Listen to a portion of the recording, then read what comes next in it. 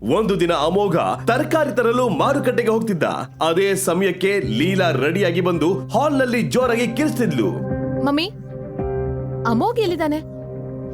ಈ ಮನುಷ್ಯ ಒಬ್ಬ ಯಾವಾಗ ಕೆಲ್ಸ ಇರುತ್ತೋ ಅವಾಗ ಎಲ್ಲಿಗೆ ಹೋಗ್ತಾನೋ ಗೊತ್ತಿಲ್ಲ. ನಾನು ಅನ್ಕೋತಾ ಇದ್ದೆ ಇವನನ್ನ ಇವತ್ತು ಆಫೀಸ್ ಕರ್ಕೊಂಡು ಹೋಗೋಣ ಅಂತ. ನೋಡಿದ್ರೆ ಇವನ್ ಎಲ್ಲಿ ಹೋಗಿದ್ದಾನೋ ಗೊತ್ತೇ ಇಲ್ಲ. ಅಮೋಘ್, ನೀನ್ ಎಲ್ಲಿದ್ದೆ? ಅದು ತರಕಾರಿ. ನಾನ್ ನಿನಗೆ ಒಂದು ಲಾಸ್ಟ್ ಚಾನ್ಸ್ ಕೊಡ್ತಾ ಇದ್ದೀನಿ. ನನ್ ಜೊತೆ ಆಫೀಸಿಗೆ ಬಾ, ಮತ್ತೆ ಕೆಲ್ಸ ಮಾಡು. ಮನೇಲಿ ಕೂತ್ಕೊಂಡು ಅಪ್ರಯೋಜಕ ಆಗ್ಬಿಟ್ಟಿದ್ಯಾ. ನಡಿ ಇವಾಗ. ಈಗಾಗ್ಲೇ ನಿನ್ನಿಂದ ನನಗೆ ಲೇಟ್ ಆಗಿದೆ. ನನ್ ಬ್ಯಾಗ್ ತೆಗೆದುಕೊಂಡ್ ಬಾ.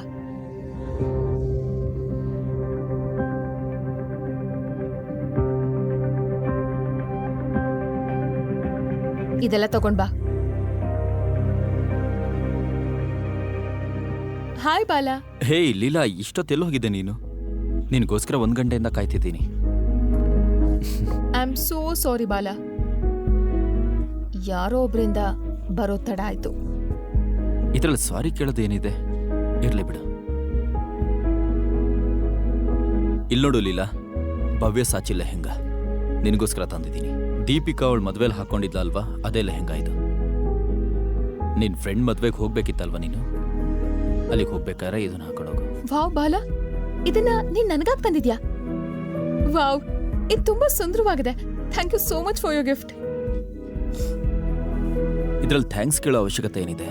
ನಿನ್ ಮುಂದೆ ಈ ಗಿಫ್ಟ್ ಏನೂ ಅಲ್ಲ. ನಾನು ನನ್ನ ಫ್ರೆಂಡಿಗೆ ಹೇಳಿ ಈ ಡಿಸೈನ್ನ ರೆಡಿ ಮಾಡಿಸಿದ್ದೀನಿ. ಈ ಲೆಹೆಂಗಾಕ್ಕೆ 20 ಲಕ್ಷ ರೂಪಾಯಿ.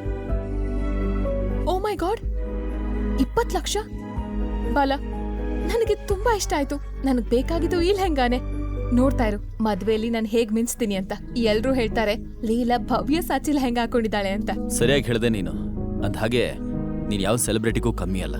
ಬಾಲ ಲೀಲಾಳನ್ನ ಇಂಪ್ರೆಸ್ ಮಾಡಲು ತುಂಬಾ ಪ್ರಯತ್ನ ಪಡ್ತಿದ್ದ. ಲೀಲಾ, ಆ ಲೆಹೆಂಗಾ ನಕಲಿ. ಏನು? ಇದು ಒರಿಜಿನಲ್ನ ಕಾಪಿ. ಏನ್ ಹೇಳ್ತಾ ಇದೀಯ ನೀನು?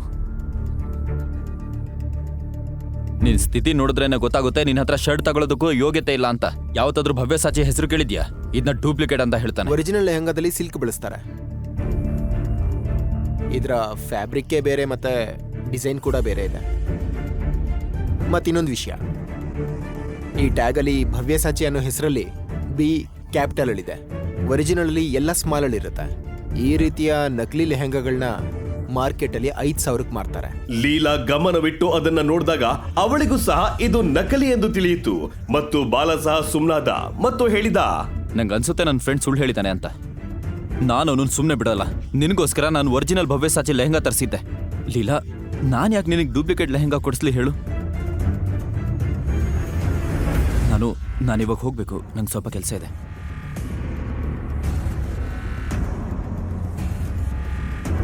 ಲೀಲಾ, ನಾನು ನಿಂಗೆ ಇಲ್ಲಿವರೆಗೂ ಯಾವ ಸಲಹೆನೂ ಕೊಟ್ಟಿಲ್ಲ, ಆದರೆ ಇವತ್ತು ಹೇಳ್ತಿದ್ದೀನಿ. ಈ ವ್ಯಕ್ತಿ ನಿಂಗೆ ಡೂಪ್ಲಿಕೇಟ್ ಮತ್ತೆ ಕಡಿಮೆ ರೇಟ್ನ ಗಿಫ್ಟ್ ಕೊಟ್ಟು ಇಂಪ್ರೆಸ್ ಮಾಡಬೇಕು ಅಂತಿದ್ದಾನೆ. ಇವನ್ ಸವಾಸನ ಬಿಟ್ಬಿಡು. ನಾನು ನಿಂಗೆ ಮಾತು ಕೊಡ್ತೀನಿ, ಒಂದಿನ ನಿಂಗೆ ಕಾಸ್ಟ್ಲಿ ಮತ್ತೆ ಬ್ರಾಂಡೆಡ್ ಗಿಫ್ಟ್ ಕೊಡ್ತೀನಿ. ಮತ್ತದಕ್ಕೆ ಎಷ್ಟು ಕಷ್ಟಪಡಬೇಕಾದ್ರೂ ನಾನು ಪಡ್ತೀನಿ. ತನ್ನ ಮನಸ್ಸಿನ ಮಾತನ್ನ ಹೇಳಿದ ಮೇಲೆ ಅಮೋಘ ಅವಳ ಉತ್ತರಕ್ಕೂ ಸಹ ಕಾಯ್ದೆ ಅಲ್ಲಿಂದ ಹೊರಟೋದ. ಮದುವೆಯಾಗಿ 2 ವರ್ಷ ಆದ್ಮೇಲೆ ಲೀಲಾಗೆ ಅನಿಸ್ತು ಅಮೋಘನಿಗೆ ಅವಳ ಮೇಲೆ ತುಂಬಾ ಕಾಳಜಿ ಇದೆ ಅಂತ, ಮತ್ತು ಕೆಟ್ಟವರಿಂದ ಅವಳನ್ನ ದೂರ ಇಡಲು ಪ್ರಯತ್ನಿಸುತ್ತಿದ್ದಾನೆ ಅಂತ. ಇದನ್ನ ಯೋಚಿಸಿ ಅವಳಿಗೆ ಆಶ್ಚರ್ಯವಾಯ್ತು. ಅವಳ ಮನಸ್ಸಲ್ಲಿ ಒಂದು ಪ್ರಶ್ನೆ ಸಹ ಮೂಡ್ತು. ಅಮೋಘ್ನನ್ನ ನನ್ ಜೀವನದಿಂದ ದೂರ ಇಟ್ಟು ನಾನ್ ತಪ್ಪು ಮಾಡಿದ್ನಾ?